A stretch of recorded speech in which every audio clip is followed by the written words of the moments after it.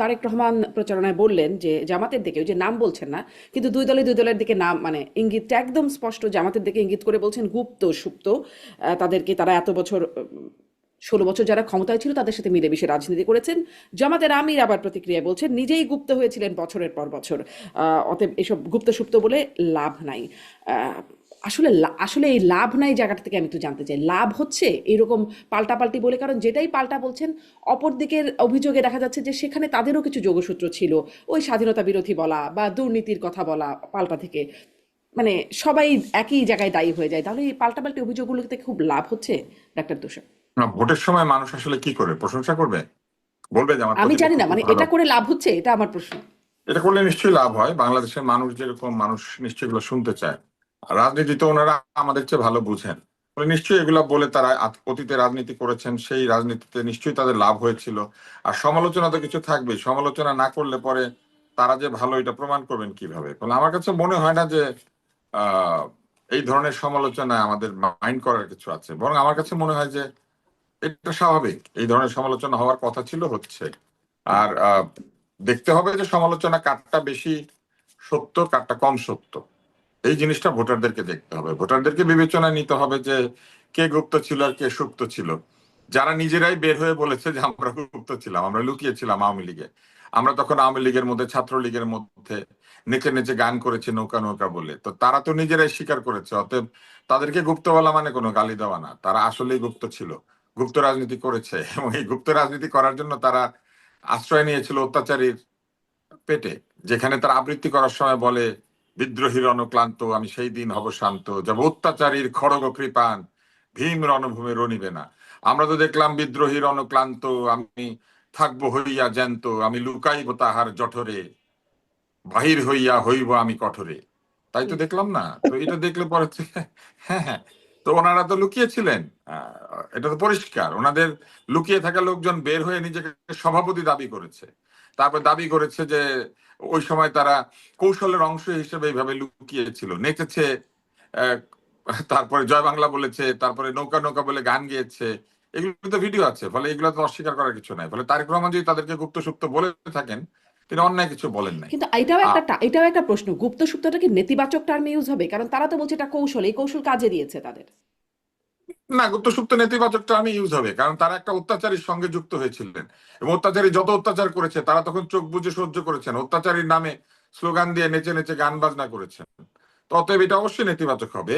যদি এইটা হয়ে থাকে যে একটা সরকার দুর্নীতি করেছে এবং সেই সরকারের মধ্যে তারা ছিলেন, এটাও মজার ব্যাপার। দেখেন, তারা বলছে একটা সরকার অনেক দুর্নীতি করেছে, কিন্তু তাদের দুজন মন্ত্রী ছিল, তারা কিছু করে নাই। তো তাদের দুজন মন্ত্রী ছিল, তখনও তারা এরকম চুপ করে ওই দুর্নীতির সঙ্গে তাল মিলিয়েছে। ওদের কাজই এটা, তারা শক্তিশালীর পেটে লুকিয়ে থেকে শক্তিশালীর অত্যাচারকে, ঘুষ খাওয়াকে তারা সমর্থন করে, আর বের হয়ে এসে বলে আমাদের গায়ে কিচ্ছু লাগে নাই, আমরা একদম পুত পবিত্র, আমরা পাক সাফ। হ্যাঁ, এটা হচ্ছে ওই গানের মতো, আমার যেমন বেনি তেমন রবে চুল ভিজাবো না। হ্যাঁ, পানির মধ্যে নেমে ওনারা চুল ভিজে নাই বলে দাবি করছেন, তাই না? এগুলো বললে পরে হবে? এগুলো তো সাধারণ ভোটার দেখতে পাচ্ছে। হুম। আর এটাই আমি প্রশ্ন তার, করছিলাম, এগুলো বললে কি হবে? কারণ এই কথা আবার বিএনপির পক্ষ থেকে তারেক না রহমানও এখন বললে তো বলছেন যে হবে, তারা না বললে স্বাধীনতা তো হবে, বিরোধী, সাধারণ তারা ভোটার দেখতে স্বাধীনতা বিরোধী, পাচ্ছেন। একাত্তরের ইতিহাসের কথা বলছেন। এখন একাত্তরের মিথ্যা ইতিহাস কথা। তারাও এখন দাবি করছে যে না একাত্তর তো শারমিন, পুরনো, এটা কি সেই মিথ্যা সময় তো কথা? ছিল। হ্যাঁ, হ্যাঁ। না, শারমিন, না, এটা কি কোনো, মিথ্যা কথা? না, না, সেটাই মিথ্যা তো না। জি। তো যাহা সত্য তাহা তো নিন্দা নহে, তাহা তো সত্য, তাহা তথ্য। যাহা সত্য তাহা তথ্য। তো তারেক রহমান যেটা কিন্তু বলেছেন বলে এটা তো লাভ সত্য, হচ্ছে, বরং বলে লাভ হচ্ছে এই সত্যটা বলে। না, এই একই কথা যখন কি আওয়ামী যখন লীগ আবার ওই বলে নাই? সময় একসাথে ছিলেন, হ্যাঁ, একসাথে তখন ছিলেন, তখন না তো না, এটা এই বলেন কথা কি নাই। আওয়ামী লীগ বলে নাই শারমিন? তখন লাভ মজার হয়েছিল। ব্যাপার তো, আওয়ামী লীগ দুই পক্ষের বিরুদ্ধেই এই কথা বলেছিল, এখন তো আওয়ামী লীগের সব কথাই মনে হচ্ছে সত্য হয়ে যাচ্ছে। না না, আওয়ামী লীগের সব কথা সত্য হচ্ছে না। আওয়ামী লীগ যখন বলেছিল তখন লাভ হয়েছিল, তখন যদি লাভ হয়ে থাকে এখনো লাভ হচ্ছে, তখন লাভ না হয়ে থাকলে এখনো লাভ হচ্ছে না। আমার মানে কাছে লাভ আমি হচ্ছে কিনা এটা আপনি জানতে পারবেন না কেন? আমি আপনাকে হ্যাঁ। মজাটা বলি। সেটা হচ্ছে লাভ হচ্ছে না ক্ষতি হচ্ছে, এটা বোঝা যাবে ভোটের দিনে। লোকজন হুম। ভোট দিবে না, তখন লোকে ভোট দিয়ে প্রমাণ করবে যে কার দিকে লাভ হয়েছে কার দিকে ক্ষতি হচ্ছে। তবে কথা কোনো মিথ্যা না, কথা হুম। সত্য যে তারা একাত্তরে কি করেছিলেন এটাও ইতিহাসে লেখা আছে, এবং সেই ইতিহাস তো আমরা লিখি নাই, সেই ইতিহাস পৃথিবী দেখেছে। আর এই 24-এ কি হয়েছে সেটাও ইতিহাসে লেখা হবে, সেটাও পৃথিবী দেখেছে, সব ভিডিও আছে, বরং 71-এর এত ভিডিও নাই। আর হচ্ছে আওয়ামী লীগ যদি বলে তারা কিছু করে নাই, তারাও কি করেছে ওইটাও ভিডিও আছে, হুম জামাত কি করেছে সেটারও ভিডিও আছে, বিএনপি কি করেছে সেটারও ভিডিও আছে, হুম এখন তো দুনিয়াটা ভিডিও। ফলে হুম হুম এখন আর কিছু অস্বীকার করার উপায় নাই। তবে 71 নিয়ে কিছু কিছু কথা যেমন বলেছেন একজন, আমি বলতে শুনেছি জামাতের সভাপতিকে, যে এক বুক চিতিয়ে যুদ্ধ করেছেন। বুক চিতিয়ে কবে যুদ্ধ করেছেন এটা তো জানতে হবে, কোন সেক্টরে, তাই না, কার আন্ডারে, সেক্টর কমান্ডার কে ছিল, বুক চিতিয়ে উনি যুদ্ধ করেছেন সেরকম নাকি উনি বলেছেন, আমি দেখলাম আর কি। তো এখন কেউ যদি এরকম বলে, জনগণ নিশ্চয়ই জানে কোনটা সত্য কোনটা মিথ্যা, তারা বিচার করবে। তবে সমালোচনা করা হচ্ছে, এটা একটা স্বাভাবিক প্রক্রিয়া। ইলেকশনের সময় সবাই এটা করে। যখন বিএনপির সঙ্গে দুইজন মন্ত্রী ছিলেন তখনও তারা এই 71 সালে কি করেছিলেন সেটা হুম ছিল, হুম কিন্তু তখন আবার বিএনপি তাদেরকে মন্ত্রী দিয়েছে। তো ব্যাপারটা এইরকমই যে ইলেকশনের সময় আসন হয়ে যায় সবচেয়ে গুরুত্বপূর্ণ। এনসিপি বলেছিল জামাত কি করেছে এবং হুম যাদের বিরুদ্ধে এত বড় অভিযোগ আছে তাদের সঙ্গে তারা ঐক্য করতে পারে না, কিন্তু আমরা দেখলাম যে সেটাও তারা, আসনের হিসাব মিলে নাই বলে তারা গিয়ে জামাতের সঙ্গে যোগ দিয়েছেন। ফলে ন্যায় নীতি আদর্শ বলতে আসলে এই নির্বাচনে কিচ্ছু নাই। এই একদম স্পষ্ট। নির্বাচনে যা আমি আছে সেটা হচ্ছে আসন গুনে কে ক্ষমতায় যেতে পারবে, একশো একদম একান্ন স্পষ্ট, সিটের হিসাব, একশো ডক্টর আব্দুল একান্ন তুষার। সিটের হিসাব। হ্যাঁ, এই নির্বাচনে ন্যায় নীতি আদর্শ খুঁজলে হবে না। একদম স্পষ্ট। অনেক ধন্যবাদ। মানে আমি ওটা বলছিলাম যে আওয়ামী লীগ যা বলছে মানে হচ্ছে আওয়ামী লীগ এই দলগুলো সম্পর্কে যা বলছিল এখন নিজেরা নিজেদের সম্পর্কে তা বলছে, সেজন্য না না, জিজ্ঞাসা আওয়ামী লীগ করছিলাম। সম্পর্কে আওয়ামী লীগ সম্পর্কে এই দলগুলা যা বলে সেটাও সত্য। হ্যাঁ হ্যাঁ হ্যাঁ, মানে একদম। মানে ব্যাপারটা এরকম প্রত্যেকেই কিন্তু, বুঝতে প্রত্যেকের পেরেছেন? বিরুদ্ধে সেটাই। সবাই তাহলে অপরের বিরুদ্ধে যা বলে সত্য আর কি, নিজের বিরুদ্ধে যা, নিজের সম্পর্কে যা বলে সেটার সত্যতা যাচাই করা দরকার। এক্স্যাক্টলি।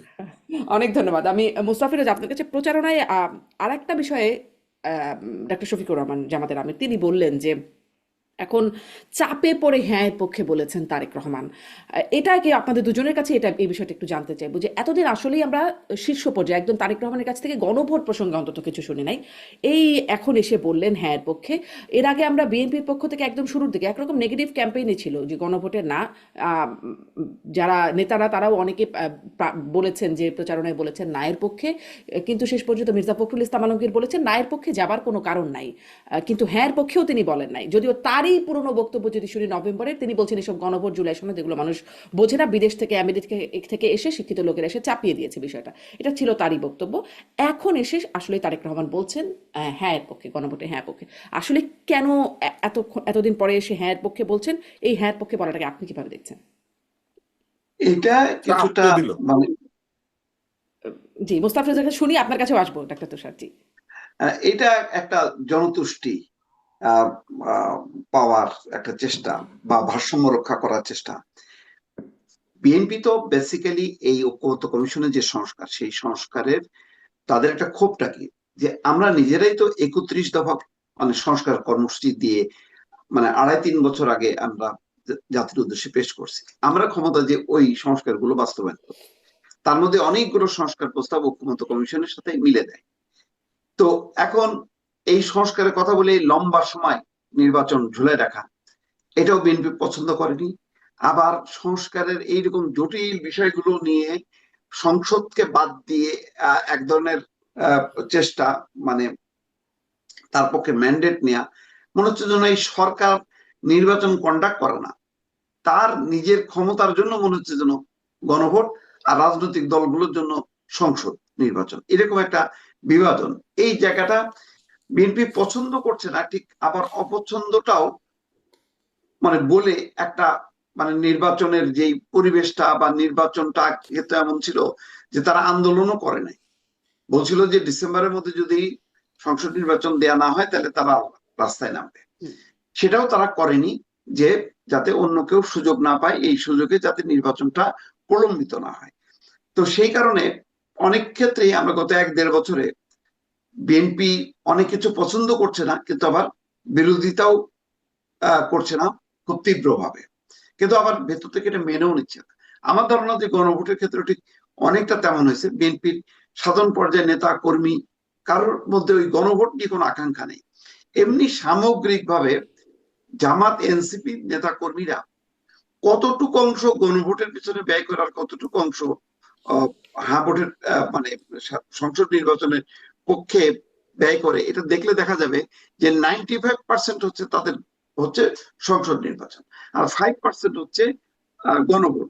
তো বিএনপিও যদি গণভোটের কথা শুরু থেকে বলতো, তাহলে বোধহয় এই গণভোটের কথাটা কোনো পক্ষই আর সামনে আনতো না। কারণ কোন পক্ষই এই গণভোটের যে বিষয়বস্তুগুলো, সেই বিষয়বস্তুগুলো পাবলিককে বোঝানো, সেটা যেমন তাদের কোনো আগ্রহ নেই, তেমনি এই গণভোটের বিষয়বস্তুগুলো হুবহু বাস্তবায়ন করবে সেই আকাঙ্ক্ষাটাও কিন্তু নেই। এইগুলোরও একটা পপুলার যে সংস্কার, মানুষ চাই সংস্কার, সংস্কার হলে বোধহয় দেশের একটা আমূল রূপান্তর হবে, সুতরাং এটা নিয়ে অনেকে পাবলিককে আকৃষ্ট করার একটা চেষ্টা করে, কিন্তু ভেতরে ভেতরে তাদের মধ্যে কিন্তু ওই বিষয়টা নেই যে তারা এটা বাস্তবায়ন করবে। প্রতিটা রাজনৈতিক দলই কোনো না কোনো ভাবে এক ধরনের স্বৈরতান্ত্রিক ধাঁচে তারা গড়ে উঠেছে। যারা নিজেরা গণতন্ত্র কাঠামো নিজেদের দলের মধ্যে প্রতিষ্ঠা করেনি, তারা কিভাবে সংস্কার নামক এই প্রতিষ্ঠানটা, বিষয়বস্তুটা তারা রাষ্ট্রীয়ভাবে এটা বাস্তবায়ন করবে, এটা আমার মাথায় আসে না। তো এক ধরনের স্ববিরোধিতা হচ্ছে, একটা ওই যে ইঁদুর বিড়াল খেলার মতো আপনার আপনার কথা থেকে আমি দুটো বিষয় আপনার মূল্যায়ন থেকে, যে ভেতরে ভেতরে আসলে বাস্তবায়ন করবে সেরকমটা না, মানে একটা স্বৈরাচারী মূল্যবোধ বা অবস্থান সব দলগুলোর মধ্যেই থাকে। আর একটা বললেন যে সরকার তার নিজের ক্ষমতার জন্য গণভোট, ওই অংশটা আমি একটু বিশেষ করে বুঝতে চাই। সরকার তার নিজের ক্ষমতার জন্য গণভোট, এইটা এই বিশ্লেষণটা কেমন আসলে? তাদের এটা হলো যে শুরু থেকে তারা বলে আসছে যে নির্বাচনটা তাদের কাছে মুখ্য না, সংস্কার এবং বিচারটা। তো সংস্কারের ব্যাপারে একটা লম্বা ধরে 8 মাস ধরে তারা একটা কমিশন করছে, কমিশনের বিষয়বস্তু গুলো তারা করছে, এটা নিয়ে জুলাই সনদ স্বাক্ষর করছে রাজনৈতিক দলগুলো, বিএনপি সহ, এনসিপি বাদে বাকি সব রাজনৈতিক দলগুলো স্বাক্ষর করছে। এখন তারা মনে করছে যে এই গণভোটটা যদি তারা পাশ করাতে পারে, এর পক্ষে যদি হ্যাঁ ভোট দেয়, তারা হয়তো ন্যাশনালি ইন্টারন্যাশনালি অ্যাওয়ার্ড মানে পেয়ে যাবে। হয়তো আন্তর্জাতিক কোনো কোনো মহল প্রস্তুত হয়ে আছে গণভোটের বিপুল বিজয়ের মধ্য দিয়ে আর একটা হয়তো নোবেল পুরস্কার কেউ কেউ পাইতে পারে। এইরকম একটা মনোবৃত্তির কারণে এটা কি হবে না হবে, কিভাবে বাস্তবায়ন হবে বা কে বাস্তবায়ন করবে, এইগুলো মাথায় নেই। তারা মনে করছে যে এই গণভোটটা জয়যুক্ত করলে, যেহেতু ইউরোপীয় ইউনিয়ন, পশ্চিমারা সংস্কার শব্দগুলো খুব পছন্দ করে, সুতরাং সেই পছন্দের জায়গাটাকে যদি তারা নিশ্চিত করতে পারে, বাংলাদেশের জনগণ সংস্কারের পক্ষে ভোট দিছে, এটা দেখে তো আরেকটা বিশাল একটা আপনার মূল্যায়ন স্পষ্ট। বিশ্বজয় আমি আসলে এইরকম কি একটা হবে মনোবৃত্তি গণভোট, লক্ষ্য করা যাচ্ছে। গণভোটে কি হবে মানে সেটা নিয়ে আরো অনেকগুলো প্রশ্নই আছে, আসবো। কিন্তু এই প্রশ্নটি আমি আপনার কাছে ডক্টর আব্দুল লতিফ স্যার বলছিলেন যে ওই যে বিএনপি চেয়ারপারসন এখন এসে হ্যাঁ পক্ষে বলছেন, আপনি এটা কিভাবে মূল্যায়ন করছেন? এবং জামাতের আমির যেটি বলছেন যে চাপে পড়েই তিনি আসলে এটা করছেন, আপনি কিভাবে না, বিশ্লেষণ? চাপ কে দিচ্ছে? যদি কেউ চাপ দিয়ে থাকে তাহলে তো হ্যাঁ ভোট ক্ষতিগ্রস্ত হলো। চাপ দেওয়া মানেই হচ্ছে নির্বাচনে প্রভাব বিস্তার করা, নির্বাচনে প্রভাব বিস্তার করা মানেই হচ্ছে নির্বাচনের আচরণবিধি লঙ্ঘন করা। বলে জামাতের আমিরকে বলতে হবে তারেক রহমানকে কে চাপ দিয়েছে, কার চাপে উনিটা বললেন। এবং যদি কেউ চাপ দিয়ে থাকে তাহলে সে অবশ্যই নির্বাচন অশুভ প্রভাব বিস্তার করেছে গণভোটে, এবং সেটা বিধিমালা লঙ্ঘন। এবং বিধিমালা লঙ্ঘন হলে গণভোট বিতর্কিত হবে। গণভোটের যে নিরপেক্ষ থাকার কথা, চরিত্র, সেটা বিতর্কিত হবে। কারণ চাপ দিয়ে তো কাউকে হ্যাঁ বলানোর কথা না, হ্যাঁ তো স্বতঃস্ফূর্ত ভাবে বলার কথা স্বেচ্ছায়। ফলে জামাতের আমির কিন্তু বলে ফেললেন যে কে বা কারা চাপ দিচ্ছে। কারা চাপ দিচ্ছে নিশ্চয়ই উনি জানেন, ওনার সামনে চাপ দিয়েছে নিশ্চয়ই, তাই না? এখন এটা তো ওনাকে বলতে হবে। জি, চাপ দিলে বা সেটি একটা অপরাধ যেটি বলছেন আপনি, সেখানে তো একটা দ্বৈত চাপ অবস্থান দিলে আমরা অপরাধ দেখতে না, পাচ্ছি। চাপ দিলে বিধিমালা লঙ্ঘন। চাপ বিধিমালা দিলে লঙ্ঘন, বিধিমালা লঙ্ঘন, আচ্ছা, মানে অপরাধ। আরেকটা বিধিমালা লঙ্ঘনের জায়গায়, চাপ ঠিক বলবো না, কিন্তু আরেকটা বিধিমালা লঙ্ঘনের জায়গায় যেটি দেখলাম, নির্বাচন কমিশন বলল সরকারের কেউ প্রচারণা চালাতে পারবে না, প্রজাতন্ত্রের কর্মে নিয়োজিত বা সরকারি কর্মকর্তা কর্মচারীরা তারা করতে পারবেন না। কিন্তু তারা এত করে আসলেন এবং একদম খোদ ডক্টর ইউনূস মাননীয় প্রধান উপদেষ্টা থেকে শুরু করে উপদেষ্টারা উঠান বৈঠক নানান রকম প্রচারণা চালালেন। প্রফেসর আলী রিয়াজ তিনি ব্যাখ্যাও করলেন যে হ্যাঁ এর পক্ষে যদি গণভোটের সরকার থাকে তাতে আইনগত কোনো বাধা নাই, তাতে নৈতিকও কোনো বাধা নেই। তারা আইনজীবীদের সাথে, বিচারপতিদের সাথে নাকি কথাও বলেছেন এই বিষয়ে এবং তারা নিশ্চিত হয়ে বলছেন বাধা নেই। কিন্তু নির্বাচন কমিশন জানিয়ে দিল যে এটি বিধিমালার লঙ্ঘন, নির্বাচন দণ্ডনীয়। কমিশন কিছু জানে নাই। চিঠি দিয়ে নির্বাচন বললো না যে কমিশন কিছু শাস্তিযোগ্য জানায় নাই। অপরাধ। নির্বাচন কমিশনের সামনে একটা আইন আছে, যে আইনটা আগেই বানানো, সে আইনে যা লেখা আছে নির্বাচন কমিশন সেটা মনে করিয়ে দিয়েছে। হ্যাঁ, এখন কেউ যদি বলে আমি বিচারপতির সাথে কথা বলেছি, এর সাথে কথা বলেছি, ওর সাথে কথা বলেছি, আইনের বইটা একটু পড়লেই তো হইতো। এই সরকারে তো আইন জানা লোক আছেন একাধিক, তারা একটু পড়লেই পারতেন। এটা তো খুব স্বাভাবিক। নির্বাচন কমিশন কিন্তু কোনো নতুন কথা বলে নাই, যা লেখা আছে সেটা মনে করিয়ে দিয়েছে। এই শাস্তির বিধান, এই যে এটা যে অন্যায়, জরিমানার বিধান, এটা তো ওখানে লেখাই আছে, এটা তো তাহলে নতুন আমার কিছু দুইটা না। প্রশ্ন, এই দ্বৈততাটা মানে এই যে দ্বৈততা এটা কেন হলো এক, এবং এই যে হলো এতদিন ধরে যে প্রচারণা চালানো হলো, তাহলে এটা যদি শাস্তিযোগ্য অপরাধ হয় কিছু কি করা হবে? তাদেরকে কোনোভাবে কোনো বিধানের আওতায় আনা যাবে যারা করলেন? না, কিছু করা হবে কিনা এটা আমি কেমনে বলবো? এটা বলতে হবে নির্বাচন কমিশনকে। নির্বাচন কমিশন যেহেতু সবাইকে মনে করিয়ে দিয়েছে এটা অন্যায়, তাহলে যারা অন্যায় করেছে তাদের শাস্তিরও বিধান থাকা উচিত। এখন সেই আছে বিধানও তো। ওখানে আছে। হ্যাঁ, হুম। এই জন্য সরকার নাকি এখন ব্যস্ত হয়ে এই আইন সংশোধন করছেন। তো আগে অপরাধ করে পরে আইন সংশোধন করা, এটা করা যায়? ধরেন আপনি একটা লোক খুন করে আসলেন, তারপর মৃত্যুদণ্ড বাতিল করলেন, এটা করা যায়? আইন তো ওনারা ভালো জানেন, আমরা জানি না, কিন্তু আইনের যে ব্যবহার আমরা দেখতে পাচ্ছি গত কিছুদিন ধরে, সেখানে তো আমরা ফ্যাসিবাদের বাইরে কোনো আচরণ দেখতে পাচ্ছি না। ফ্যাসিস্ট আচরণই তো আমরা আবারও দেখতে পাচ্ছি আইনের ব্যবহারের ক্ষেত্রে। একই মামলায় একজন সাংবাদিক গ্রেপ্তার হয়ে চলে গিয়েছেন কারাগারে, আর বাকিরা ঘুরে বেড়াচ্ছেন এবং সেই রকম ভাবে কথাবার্তা বলছেন। আবার অন্যদিকে এই মামলাটা করা হয়েছে একজন সাংবাদিককে আগে আটক করে পরে মামলা হয়েছে। ওনারা আটক করার সময় জানতেন একটু পরে মামলা হবে, ফলে এইসব জিনিস তো হচ্ছে অহরহ। ফলে এটাও হতে পারে এই আইনটা সংশোধন হয়ে যাবে, সংশোধন হয়ে আবার একটা দায় মুক্তিও দিয়ে দিবে, দিয়ে আবার এটা গণভোটে ঢুকায় দেওয়া যেতে পারে যে এই প্রশ্নটা গণভোটে ছিল না, এখন আমরা গণভোটে দিয়ে দিলাম। গণভোট নিয়ে প্রচারণা করা যাবে নাকি যাবে না? কারণ এই গণভোটের মধ্যে একটা আইন আছে, সেটা বলা হয়েছে, একটা প্রচারণার মধ্যে একটা লেখা আছে যে আপনারা যদি গণভোট দেন তাহলে বাংলাদেশে গণভোটের বিধান চালু হবে। আমি গণভোট দিচ্ছি তাহলে কিভাবে? গণভোটের বিধান চালু করার জন্য গণভোট দিচ্ছি? ব্যাপারটা কোনো অদ্ভুত কথাবার্তা। তো এরকম আছে তো ওখানে। তো আসলে কিছু বলার নাই। ওই পরশুরামের একটা গল্প পড়েছিলাম, সেই পরশুরামের গল্পটার মধ্যে ছিল এরকম যে কবিরাজের কাছে রোগী যায়, তো কবিরাজ নানান সিমটমের কথা বলে, তো বললে রোগী বলে যে না এটা তো নাই, তখন কবিরাজ বলে আছে, জানতে পারো না। তো এই গণভোটটা এরকম হয়েছে, সবকিছু এটার ভিতরে আছে, শুধু জনগণ আছে কিন্তু জানতে পারে না। হ্যাঁ, এই এই জানতে পারে না, এটা আবার জেড দিয়ে বানান করেছিল। হ্যাঁ, তো এটা পরশুরামের গল্প, রাজশেখর বসুর। এটা খুবই বিখ্যাত গল্প, যে কবিরাজের কাছে, ডাক্তারের কাছে যে গিয়েছে আর কি, সে ডাক্তার নানান সিমটমের কথা জিজ্ঞেস করে যে তোমার কি পেট ভুটভুট করে, তোমার কি বাতকর্ম হয়, তোমার কি মাথা ঘুরায়, তোমার কি শিন করে, পিন পিন করে, এগুলো জিজ্ঞেস করে আর কি। তখন রোগী মাথা নেড়ে বলে না না এটা তো নাই। তখন বলে আছে, জানতে পারো না। মানে আছে কিন্তু আমরা জানতে পারি না। তো ওইরকম প্রথমে এটা আইনের মধ্যে ছিল, কিন্তু নির্বাচন কমিশন জানতে পারে নাই, জানতে না পারার কারণে দেরি করেছে। তারপরে যখন এটা দিয়ে দিয়েছে তখন আমরা বুঝতে পেরেছি যে সরকারও যেটা আছে জানতে পারে নাই। তখন এই যে দুই পক্ষই যে জানতে পারে নাই, এই জন্য এখন জানাজানি হয়ে গেছে। সেই জন্য এখন তারা আইনটা বদলাবে, কিন্তু সেটাও আবার আমরা কি আইন বদলাবে বা সংশোধন করবে, আজকে কিন্তু দেখলাম পত্রিকা সমকালে, আমি সেটা দেখে বলছি এটাও আবার আমরা জানতে পারছি না।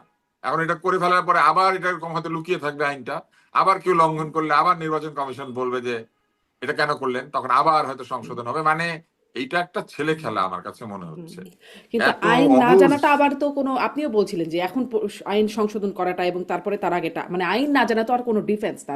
মোস্তাফিজ, আপনার কাছ থেকেও এটা এটা জানতে চাই যে নির্বাচন কমিশন এখন এসে মনে করিয়ে দিল, কারণ বিষয়টা আগেই ছিল, স্পষ্ট করছিলেন ডাক্তার আব্দুল নতুসার যে এটা তো আইনে আগেই ছিল, মনে করিয়ে দিল, আইনের লঙ্ঘন যে তাহলে হলো, এটার কি কোনো প্রতিকার থাকবে? রাষ্ট্রীয় টাকা খরচ করে, মানে লঙ্ঘনটা হলো যেটি সেটা রাষ্ট্রীয় টাকা খরচ করেই সরকারি কর্মকর্তারা, সরকারি উপদেষ্টার প্রচারণা চালাবে। নির্বাচন কমিশন তো আসলে ভয় পেয়ে গেছে, তারা বুঝতে পারছে যে ভবিষ্যতে যদি কেউ মামলা টামলা করে তাহলে তো এটা তো আসামি হয়ে যাবে। তো পরে দেখছে যে না, এটা যদি আমরা একটা ফর্মালি যদি প্রোটেস্ট না করি, তাহলে আমাদের এতে থাকবে যে এইরকম একটা মানে আইন লঙ্ঘনের ঘটনা ঘটছে, নির্বাচন কমিশন নিশ্চুপ ছিল। আগেও যেমন বহু ঘটনা ঘটছে, নির্বাচন কমিশন নিশ্চুপ ছিল। তো সেই তালিকার মধ্যে এই কমিশনও যুক্ত হয়ে যাবে। তো সেই ভয় থেকেই তারা দ্রুত বেগে একটা এ করলো। নতুবা আমরা কিন্তু বলছিলাম যে এটা কেমন কথা হলো যে আহ, প্রধান উপদেষ্টা নিজে হায়ের পক্ষে জাতির উদ্দেশ্যে ভাষণ দিচ্ছেন, উপদেষ্টারা নেমে গেলেন, একটা কমিটিও করা হলো, সমস্ত সরকারি প্রতিষ্ঠান, স্বায়ত্তশাসিত প্রতিষ্ঠানগুলোকে বলা হচ্ছে যে হায়ের পক্ষে বলতে হবে, ব্যাংকগুলোকে বলা হচ্ছে হায়ের পক্ষে তাদের বিজ্ঞাপন দিতে হবে। তো এটা কেমনে হয়? রাষ্ট্র যে প্রতিষ্ঠানগুলো এরা তো নিরপেক্ষ থাকবে নির্বাচনের সময়, সে হা না হোক অথবা জামাত বিএনপি নির্বাচন হোক, যে কোনো নির্বাচনেই মানে রাষ্ট্র প্রশাসন নিরপেক্ষ থাকবে, এটাই হচ্ছে বিধান। এটার জন্য তো এত আইন কানুন বোঝার দরকার নেই। তো সেটা বলে যে না, এটা নাকি এমন একটা আইন করা হয়েছে যে সেখানে হ্যাঁ ভোটের পক্ষে পুরো রাষ্ট্র নেমে যাবে, আর যারা না বলবে তারা হবে ফ্যাসিবাদের দোসর, আওয়ামী লীগের দোসর, না ইত্যাদি ইত্যাদি। তারপরে কি যেন একটা ফতোয়া দিল দেখলাম শফিকুর রহমান, যে আজাদি না গোলামি, না হলে গোলামি হবে। তাইলে আমি মানে গোলামি হব, ফ্যাসিবাদের দোসর হব, আওয়ামী দোসর হব, তাহলে সেটা তো একেবারে কিল করে ফেলা উচিত। একটাই থাকবে, হাতে ভোট দিতেই হবে এবং বাধ্যতামূলক। আপনি দেখবেন যে আহ উত্তর কোরিয়ায় নাগরিকদেরকে একজনই প্রার্থী থাকে, কিন্তু তারপরে ভোট দিতে হয়। এবং শুধু ভোট দিলে হবে না, ভোট দেওয়ার পরে বাইরে এসে, কেন্দ্র থেকে বাইরে এসে হাত তুলে তাদেরকে আবার স্লোগান দিতে হবে, মানে উল্লাস প্রকাশ করতে হবে। সেই উল্লাসের মধ্যে যদি কারোর বডি ল্যাঙ্গুয়েজে বা মুখভঙ্গিতে প্রকাশ হয় যে সে জোরপূর্বক এটা হাসতেছে বা আনন্দ প্রকাশ করতেছে, তাহলে আবার সাথে সাথে তার আবার দণ্ড হবে। তো এইরকম একটা কঠিন অবস্থা, এই গণভোটটা অনেকটা উত্তর কোরিয়ার মডেলের নির্বাচনের দিকে নিয়ে যাওয়া হয়েছে, যে এই গণভোটে হা দিতেই হবে এবং এই হার পক্ষে কে কত বেশি সোচ্চার হবে। এই যে বিএনপি আস্তে আস্তে বললো না, কেন এতদিন পরে বললো কেন, আর বললো কম বললো কেন, আচ্ছা পরশুদিন বললো তরশুদিন বলেনি কেন, শনিবার বলছে বৃহস্পতিবার বলেনি কেন। তার মানে ওই যে উত্তর কোরিয়ার দিকে নিয়ে যেতে, মানে আপনাকে বলতেই হবে, আপনাকে হার পক্ষে থাকতেই হবে, এইরকম একটা মানে চিন্তাধারা। এটা তো এক ধরনের ফ্যাসিবাদ। তা আপনি একদিকে গণ মানে গণতন্ত্র প্রতিষ্ঠার জন্য সংসদের নির্বাচনটা করতেছেন, আর গণভোটটাকে আপনি একেবারে ফ্যাসিবাদের চূড়ান্ত পর্যায়ে নিয়ে যাচ্ছেন কেন? এইটা আমার ধারণা যে মানে নির্বাচন কমিশন তো ধরেন আমার মতন তার নির্বুদ্ধ টাইপের লোকজন নাই, অনেক মেধাবী লোকজন সেখানে। তো তাদের টনক নড়ে গেছে যে হাই হাই আমরা তো ফেসে যাব, সেই জন্য তড়িঘড়ি করে তারা এটা দণ্ডনীয় যে হায়ের পক্ষে বা অবস্থান নেওয়াটা বলাটা, সেই কারণে তারা ওই বিধিবিধানের কথা বলে এখন চুপ করে বসে আছে। এখন কে এই আইনটা লঙ্ঘন করলো, কে দণ্ড করলো, দণ্ড তো হয়ে গেছে অলরেডি, দণ্ড দিয়ে কয়েকটা অ্যাকশন দেখলে না বুঝতাম, কিন্তু এখন সেই অ্যাকশনটা করবে না। তারা বলবে না আমরা তো বলেছি, আমরা তো বলেছি, মানে অর্থাৎ আমি ইয়ে থাকলাম, দায়মুক্ত থাকলাম। তো এই ধরনের একটা মানে ভোগলাবাজি চলতেছে, সোজা কথা। এটা খুবই মানে দুঃখজনক। জি, আমি মানে পাল্টাপাল্টি নাম উল্লেখ না করে বিএনপি জামাতের বিরুদ্ধে বা জামাত বিএনপির বিরুদ্ধে বলছে, এটাও একটু জানতে চাই যে ইসলামী আন্দোলন যারা আসলে এতদিন জামাতের সাথে জোট হয়েই গিয়েছিল কারণ সেখান থেকে বেরিয়ে আসলো, সেই ইসলামী আন্দোলনের আমির সৈয়দ রেজাউল করিম তিনি বলছেন, ডক্টর আব্দুল নতুন আপনার কাছ থেকে একটু শুনি এটা, যে তিনি যেটি বলছেন যে জামাত মুখে একটা কাজে আর একটা, আমাদের সামনে বলে একটা আর গোপনে গিয়ে বৈঠক করে আমেরিকা ভারতের সঙ্গে। বৈঠক হতেই পারে কিন্তু গোপনে কেন, সেই গোপনের মধ্যে ডাল মে কুছ কালা হ্যায়, আসলে কি কালা কিছু হ্যাঁ ডালমে?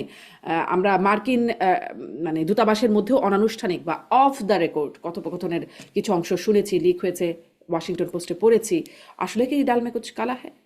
না, সেটা তো যেটা শুনেছেন সেটা তো জামাতের সাথে বৈঠক না, যেটা শুনেছেন কিন্তু সেটা জামাতকে নিয়ে বৈঠক, জামাত প্রসঙ্গে কথা বলা জামাতকে হয়েছে। নিয়ে। এখন আপনি ধরেন আপনি একজন নারী সাংবাদিক, ওখানে কয়েকজন নারী সাংবাদিক ছিল, সেরকম আপনিও যদি দাওয়াত পেতেন, আপনার সামনে বাকি নারী সাংবাদিক এবং কয়েকজন নাকি পুরুষও ছিলেন এখানে শুনেছি, হ্যাঁ, সাংবাদিকদের সাথে আড্ডার ছলে আলাপ হয়েছে, কেউ একজন সেটা রেকর্ড করেছেন।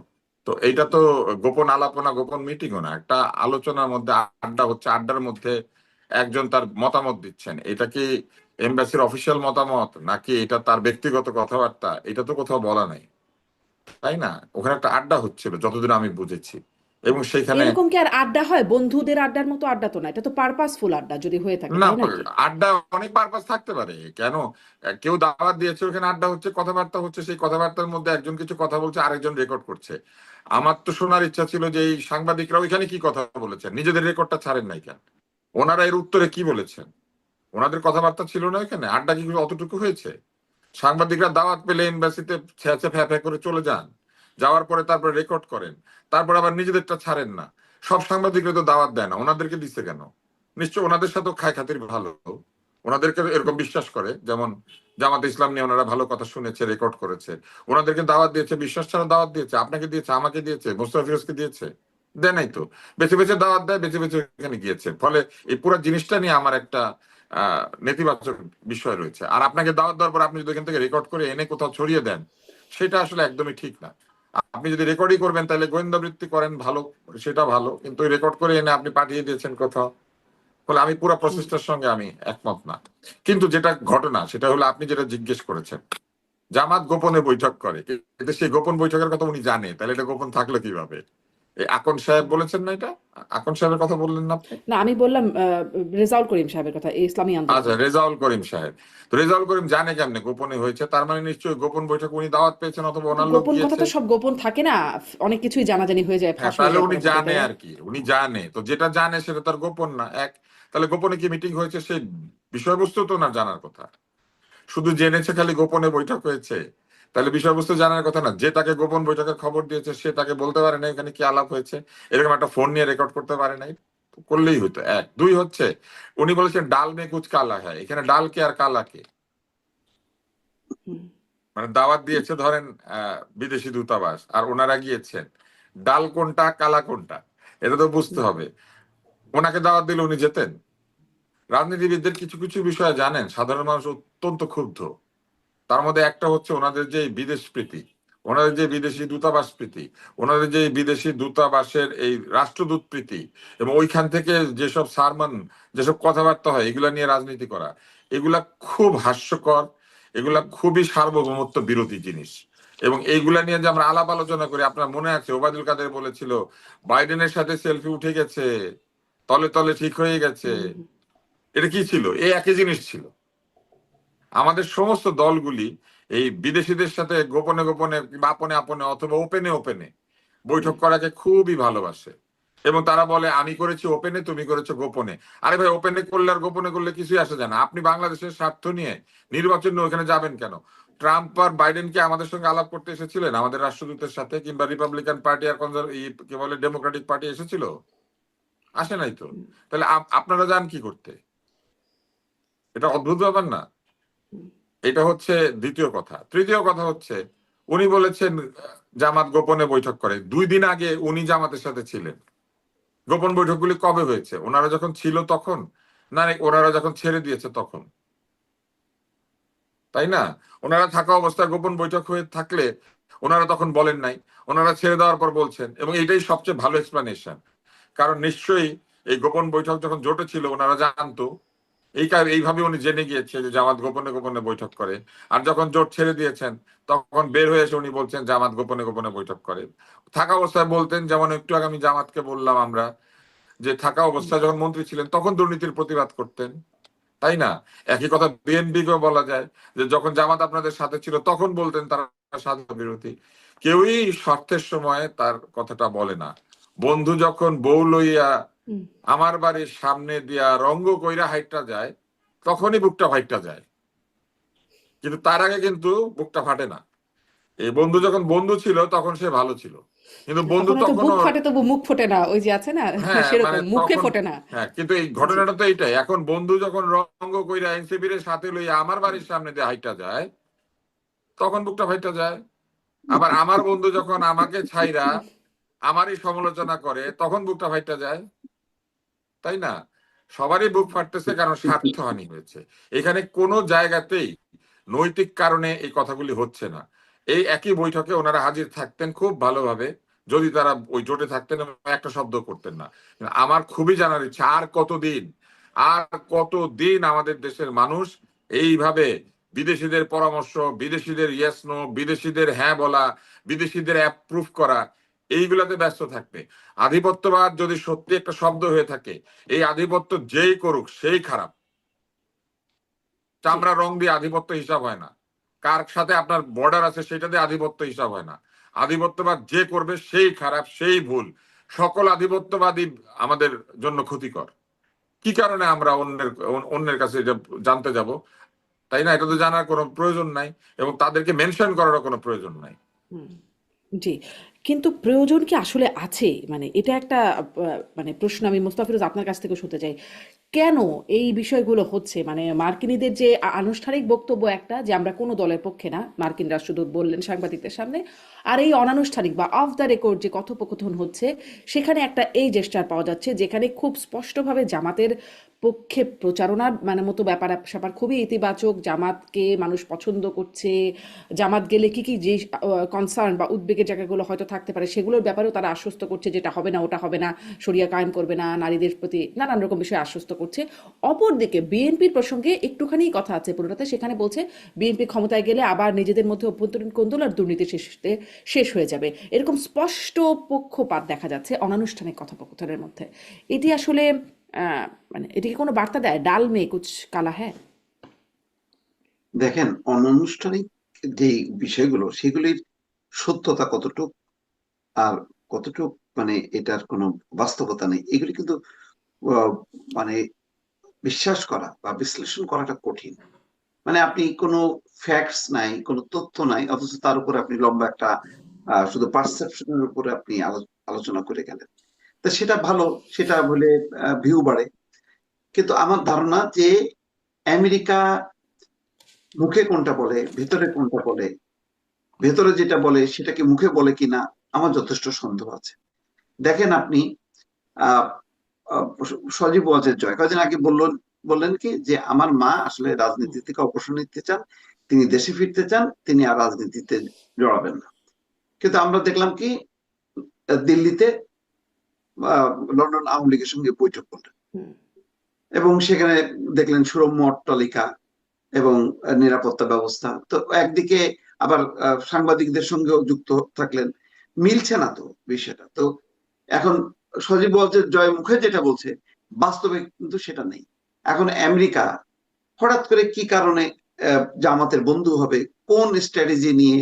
আহ, এটা কি বিএনপির সাথে এরকম চীনের কোনো চুক্তি হয়ে গেল? সেই কারণে কি পাল্টা হিসেবে মানে চীনকে মোকাবেলা করার জন্য জামাতকে ধরছে? নাকি জামাত সত্যি সত্যি ক্ষমতায় আসতে যাচ্ছে এটা নিশ্চিত হয়েই আহ, আমেরিকা জামাতের জামাতকে নিজের নিয়ন্ত্রণে আনতে চাচ্ছে? এইগুলি খুবই মানে কি বলে নানা রকম আহ, বিশ্লেষণ সামনে আনা যায়, কিন্তু কোনোটার উপরে বলা যায় না যে না এটাই সত্য। আমাদের অবস্থা হলো তাই, আমাদের ইনফরমেশন বেস গুলো কিন্তু এত দুর্বল। আজকে আপনি দেখেন, আপনি এই যে আহ, আহ, জরিপের এটাই দেখেন, হুম। তিনটা জরিপ তিন রকম। এখন বলা হচ্ছে যে বেশিরভাগ এই হচ্ছে বেশিরভাগ মানে শফিকুর রহমানের ডাবলেরও বেশি 45% মানুষ চায় প্রধানমন্ত্রী হোক এ। তার আগে কি হলো হাড্ডাহাড্ডি লড়াই, 34-35। তার আগে কি হলো 70% হচ্ছে বিএনপি ভোট পাবে। একটার সাথে একটা কোনো মিল নেই। তো কোনটা সত্য কোনটা মিথ্যা? তেমনি আমেরিকা বন্ধুকে জামাত কেন বন্ধু, বিএনপি না? এগুলো আপনি কিভাবে মেলাবেন? এগুলো তো মেলানো যায় না। তাহলে কি ভারতের সাথে কি এমন একটা ঘটনা ঘটে গেল মানে যে যখন নাকি আমেরিকা বুঝলো যে তারেক রহমান ভারতের সাথে চুক্তি করে দেশে আসছে, তখনই কি তাদের মাথা খারাপ হয়ে গেল যে তাহলে ভারত যদি ঢুকে পড়ে তাহলে? তো ভারত আর মানে আমাদের কনটেক্সটে তো ভারত আর আহ, আমেরিকা তারা তো কৌশলগত মিত্র, কারণ দুই পক্ষই চীনকে মোকাবেলা করতে চায়। তাহলে তাদের মধ্যে কেন বিভাজনটা হবে? তাদের তো এক থাকা দরকার। তাহলে ভারতও কি জামাতকে চাচ্ছে? তাহলে সেই বিষয়টা চলে আসে। কিন্তু সেটা তো আমরা জানি যে বাস্তবতা হলো এই যে জামাতকে কোনোভাবেই অ্যালাউ করে না ভারত। কিন্তু আবার সামনে কি দেখছি হুম। যে ভারতীয় কূটনীতিকরা দেখা করেন, সেই দেখা করার বিষয়টা তারা আবার যখন নিষেধ করে এটা মোকাবেলা জামাতের করে। আমির আবার সেটা রক্ষা করেন। আবার জামাতের একটা টিম যে ভারতের প্রজাতন্ত্র দিবস উপলক্ষে সেখানে হোটেলে যায়। তাহলে আমরা প্রকাশ্যে যেটা দেখি আর ভেতরে যেটা দেখি তার সাথে মেলে না। তাহলে সত্য কোনটা, সত্য কোনটা, এইটা বোঝাটা আসলে খুব কঠিন এবং এই কারণে কোনো সমীকরণে পৌঁছানো যায় না। জি, একদম শেষ প্রশ্ন, আপনি আওয়ামী লীগের প্রসঙ্গটা একটু আনলেন, ডক্টর আব্দুল নূর তুষার, যে আওয়ামী লীগ তো ক্যাম্পেইন করছে নো ভোট নো ভোট। আহ, কি মনে হয় তাদের ভেতরের মানে সামনাসামনি দেশের এরকম তৎপরতা তো দেখা যাচ্ছে না খুব বেশি, কিন্তু অনলাইনে নানান রকম তৎপরতা আছে, আর দেশেও হয়তো আছে, যদি আপনি বলতে পারেন বলবেন। কিন্তু এই যে ক্যাম্পেইন, এটির আসলে প্রভাব কেমন পড়বে, মানে আওয়ামী লীগের ভোটারদের অবস্থান কি হবে, এই ক্যাম্পেইনের প্রভাব তাদের মধ্যে কতটা পড়বে, কি মনে হয় আপনার? আমি মনে করি এটি একটা আত্মঘাতী সিদ্ধান্ত।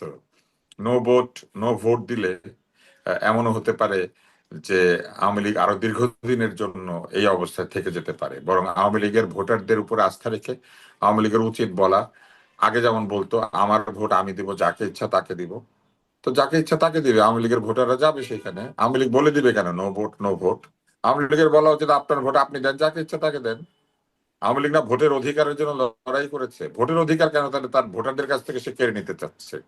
এটা তো তার কেড়ে নেওয়া উচিত না। বরং আওয়ামী লীগের বলা উচিত আপনারা নিঃসংক চিত্তে আগে যেমন ভোট দিয়েছেন সেরকম ভোট দেন, ভালো লোককে ভোট দেন। আর আওয়ামী লীগের ভোটাররা যদি মনে করে তারা বিএনপি কে দিবে না, তারা জামাতকে দিবে না, জাতীয় পার্টিকে দিবে না, কাউকে দিবে না, এলাকাতে ভালো লোক আছে যে তাকে দিক, স্বতন্ত্র নাই, ভালো লোক কেউ নাই, বা এদের এই 5 জনের মধ্যে থেকে বেছে নেওয়ার মতো একজন নাই, 10 জনের মধ্যে থেকে বেছে নেওয়ার মতো একজন নাই, আমি নাই সেজন্য ভোটও নাই। ব্যাপারটা কি এরকম? তার মানে আওয়ামী লীগ যদি বা পৃথিবীতে না থাকে তাহলে পৃথিবীতে কোনোদিন ভোট হবে না? এটা একটা ভুল ক্যাম্পেইন। আওয়ামী লীগের ভুল রাজনীতির তো কোনো সীমানা নাই। এবং আমার কেন জানি মনে হয় যে আওয়ামী লীগের রাজনৈতিক যারা পরামর্শ দিয়ে থাকেন, এই পরামর্শদাতাদের মধ্যে অনেকেরই ব্যক্তি স্বার্থ কাজ করে। ব্যক্তি স্বার্থ দিয়ে কোনোদিন দলকে বাঁচানো যায় না, যেটা আওয়ামী লীগ একেবারে মরিয়া প্রমাণ করিল, ওই কাদম্বিনীর মতো। কাদম্বিনী মরিয়া প্রমাণ করিল, সে মরে নাই। ওরকম আওয়ামী লীগ, এই শব্দ বললে আওয়ামী লীগেরা মাইন্ড করে, তারপর আবার বলি আওয়ামী লীগ পলাইয়া প্রমাণ করিল যে আওয়ামী লীগ পলাইতে পারে। কারণ এর আগে পর্যন্ত বলেছে যে আওয়ামী লীগ কোথাও যায় না, কোনো দিকে যাবে না, আওয়ামী লীগ এখানেই থাকবে। তো এরকম করেছে না? তো সেই হিসেবে আমি মনে করি যে আওয়ামী লীগের চিন্তা করা উচিত। মুখে যদি আপনি বলেন যে আপনার ভোট আপনার রায়, আপনার ভোট আপনি যাকে ইচ্ছা তাকে দিবেন, আপনি যদি বলেন ভোটের অধিকারের জন্য সংগ্রাম আপনার এই দলের, আওয়ামী লীগের, তাহলে এখন কেন ভোট দিতে না করবেন? আপনি বলবেন নিশ্চিন্তে নিঃসংক চিত্তে গিয়ে ভোট দিতে, এবং ভোট দিয়েই ভোটের শত্রুদের পরাজিত করতে। তো সেটা বলার নৈতিক জায়গা কি তাদের নাই? এটা তাদেরকে প্রশ্নের উত্তর দিতে হবে। আমি মনে করি নো ভোট, নো ভোট একটা গণতন্ত্র বিরোধী কথা। বরং এর বলা প্রভাব হচ্ছে কেমন, এর কি প্রভাব পড়বে মানুষের মধ্যে, মানে ভোটারদের এটা মধ্যে? ভোটের দিন বোঝা যাবে, এটা ভোটের দিন বোঝা আচ্ছা। যাবে। কিন্তু আমি এখনো পর্যন্ত যাদেরকে একেবারে খুব কাছে থেকে চিনি, যারা অনেকদিন যাবত আওয়ামী লীগ করেছেন, এমন অনেক ভোটারদেরকে আমি চিনি। আমি বিএনপিরও চিনি, অনেককেই চিনি। তো সেই রকম আমি যাদেরকে দেখেছি তারা কেউ আমাকে বলেন নাই যে তারা ভোট দিতে যাবেন না। তাদের মনের মধ্যে যেসব কথাবার্তা আছে তারা সেটা বলতে পারেন না। তারা মনের মধ্যে এখনো আগের শাসনে বসবাস করেন, যখন মানুষ কথা বললে বিপদ হইতো অনেক বেশি। এখনো হয়, কম হয় আর কি আগের চেয়ে, কিন্তু আগে তো অনেক বেশি হতো। তারা ওই শাসনে আছেন বলে নিজেরা মনে করেন, ফলে তারা বলেন না। একটু আগে আপনি বুক ফাটে মুখ ফোটে কি জানি বলছিলেন না? তো হুম। ওনাদের সব ফেটে গেলে বুক ওনাদের ফাটে মুখ তাও ফুটবে মুখ না। ফোটে না। ওনারা হুম। অভ্যস্ত হয়ে গিয়েছেন, ওনারা একেবারে অভ্যস্ত হয়ে গেছেন। ওনারা বলে না কিছু, কিন্তু ওনারা ভোট দিতে যাবে আমি শিওর। এবং আমি আশা করছি যে ভোটের দিন এরকম 2-4 জনকে পেলে আমি তাদেরকে আহ, দেখবো যে তারা আসলে শুনলেন না কেন, যে নো ভোট, নো ভোট এটা কেন শুনলেন না। হ্যাঁ। তো আমি যেটা দেখছিলাম আল জাজিরার একটা প্রতিবেদনে, সেখানে বলছে যে তারা আসলে অনেকে ভয় পাচ্ছেন যে ভোট দিতে যদি না যায় তাহলে তাদেরকে আবার স্বৈরাচারের দোসর বলা হবে বা কিছু করা হবে, এরকম একটা ট্যাগ দেওয়া হবে বা তাদের জন্য বিপদ হবে। ভোট তো ভোট তো একজন নাগরিকের অধিকার, সাংবিধানিক অধিকার। আপনি একজন নাগরিকের সাংবিধানিক অধিকার এক্সারসাইজ করতে না করবেন কেন? হুম। আপনি বলবেন স্পষ্ট। ভোট দিতে, আপনি কি করে বলেন যে আপনি ভোট দিয়েন না? এটা আগেও যখন যারা বলেছে তারা ভুল করেছে। ভোট বর্জন আপনি হুম। করতে পারেন, আমি দাঁড়াইলাম না। হুম। কিন্তু আমি ভোটারকে কি করে বলি যে আপনি ভোট দিয়েন না? আমি দাঁড়াই নাই মানে পৃথিবীতে আর কোনো মানুষ নাই, আমি নাই মানে পৃথিবীতে আর কোনোদিন ভোট হবে না, তাই না? মুসলিম লীগ নাই বইলা হুম। বাংলাদেশে কোনোদিন ভোট হয় না। একসময় তো মুসলিম লীগ হুম। পাকিস্তান শাসন করতো, এই জন্য পাকিস্তান বন্ধ হয়ে গেছে জি। মুসলিম লীগ নাই দেখে। জি। এইটা আমি মনে করি যে এগুলো আবেগী সিদ্ধান্ত। আওয়ামী লীগের এই আবেগ আপনার মূল্যায়ন, একটু আপনার মূল্যায়ন একটু একদম একটু স্পষ্ট। আমি একটু কমানো দরকার। জি, একটু জনাব মোস্তফিরোজ, আপনার কাছেও একই প্রশ্ন যে এই ক্যাম্পেইনকে আপনি কিভাবে দেখছেন, এক, আর হচ্ছে এই ক্যাম্পেইনের প্রভাব মানুষের মধ্যে কেমন পড়ছে, ভোটারদের মধ্যে? না ভোটের পক্ষে। এই যে না, হ্যাঁ জি, মানে না নো ভোট নো ভোট এটা বলছি, আওয়ামী লীগের যে প্রচারণা সেটা। মানে নৌকা নাই তো ভোট নাই, এটা হ্যাঁ, এটা হ্যাঁ, বলার চেষ্টা হ্যাঁ। করতেছে আর কি। হ্যাঁ, না এইটা আহ, মানে এটা আসলে সরকারই এটা মানে ঝামেলাটা বাঁধাইছে। তারা এই যে যত বেশি হার পক্ষে থাকবে তত বেশি মানুষ বিগড়ায়, যে বলো যে না তাহলে না ভোটই মনে হয় দিতে হবে। এটা আমি মনে করি সরকার উদ্বুদ্ধ করছে। সরকার চুপচাপ থাকলে সবাই হার পক্ষে ভোট দিয়ে দিত, কারণ গণভোটের প্যাটার্নটা এমন যে হাতেই দিতে হয়, এরকম একটা মানুষের মধ্যে পারসেপশন। ওইগুলি কর্মসূচিগুলি পড়ার 36টা পয়েন্ট পড়ার সময় নেই, ওই হাতে দিয়ে আসতো। কিন্তু সরকার যেহেতু হা হা করতেছে, অন্যরা এখন জনগণ বলতেছে না না না। জি, আমার এটা তো গণভোটের কথা বলছেন যারা মোস্তাফিজ। আমি বলছি যে জি মানে জাতীয় নির্বাচনে যে ভোট না দেবার জন্য নো ভোট ক্যাম্পেইন করছে না আওয়ামী লীগ, সেটার কথা বলছি। যে তারা যে বলছে, এই ক্যাম্পেইনটা কেমন মনে হচ্ছে আপনার কাছে? যেমন ডাক্তার আব্দুল নূর তুষার বলছেন এটাই আসলে অগণতান্ত্রিক একটা ক্যাম্পেইন বা এবং বিশ্লেষণ করছেন। আর প্রভাব কেমন ভোটারদের মধ্যে? ভোটার আসলে এই ক্যাম্পেইনটা কিভাবে নেবে, দেখেন, আমলে নেবে? আওয়ামী লীগের যারা নেতা কর্মী সমর্থক তারা তো ভিকটিম এখন, তাই না? গত এক বছরে তো 1 বছরের বেশি সময় ধরে তো তারা দফায় দফায় নির্যাতন নিপীড়নের মধ্যে পড়ছে। এখন তাদের এক্সিস্টেন্সের জন্য তারা বিভিন্ন জায়গায় নানা রকম, দেখেন কাদের সিদ্দিকী সেদিন একজন স্বতন্ত্র প্রার্থীর পক্ষে, ওই যে সখীপুর গোসাই টাঙ্গাইলে, সেখানে বলছেন যে মানে এখানে মুক্তিযুদ্ধের পক্ষের লোকজন সাধারণ মানুষের নিরাপত্তার জন্য সালাউদ্দিন রাসেলকে ভোট দেন। সালাউদ্দিন রাসেল হচ্ছে হরিণ মার্কায় দাঁড়াইছে, তো তার পক্ষে চাচ্ছে।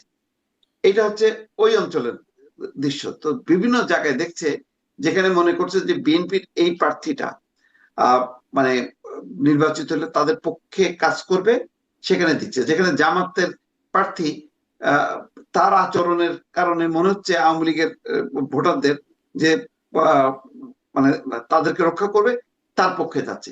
ছিন্ন ভিন্ন হয়ে গেছে, এক এতে নেই। তবে সাধারণভাবে যে রয়েছে, সর্বশেষ হাদির মৃত্যুকে ঘিরে যেই ঘটনাগুলো ঘটেছে, তাতে এখন আওয়ামী লীগের নেতা কর্মীরা তাদের মধ্যে বিশ্বাস হয়েছে যে জামাত আসলে এখন দ্বিচারিতা করছে, একটা অভিনয় ভালো মানুষের রূপ ধারণ করে আছে।